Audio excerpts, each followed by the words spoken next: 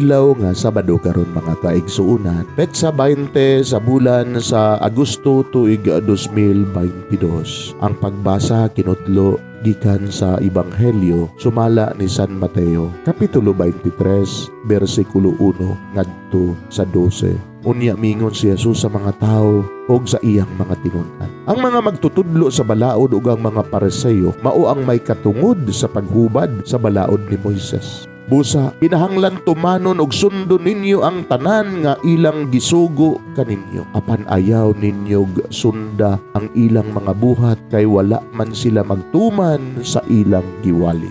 Nagbugko sila og bugat nga mga karga o gipapas-an nila sa mga tao, apan sila mismo dili gani mo gamit bisag usa na lang katudlo aron pagtabang pagpas-an sa maong karga. Himuon nila ang tanan aron lamang sila makita sa mga tao. Tanawa og unsa kadagko ang gisudlan nila sa mga sinulat nga mga bersikulo sa kasulatan nga ilang gibutang sa ilang mga agtang o gihigot sa ilang mga bukton. Og tan-awag unsa kataas ang sidsid sa ilang mga sap. Gusto sila sa labing maayong mga dapit sa mga kumbira og sa mga linaing lingkuranan sa sinaguga. Gusto silang yukbuan og tahuron didto sa mga merkado og tawgong magtutudlo sa mga tao. Ayaw kamo pagpatawag og magtutudlo kay kamong tanan managsuon man og usara ang inyong magtutudlo. Og dinhi sa kalibutan, ayaw tawga si bisan kinsa nga amahan, kay usara ang inyong amahan nga atua sa langit. Ayaw usab kamo pagpatawag og agalon, kay usara ang inyong agalon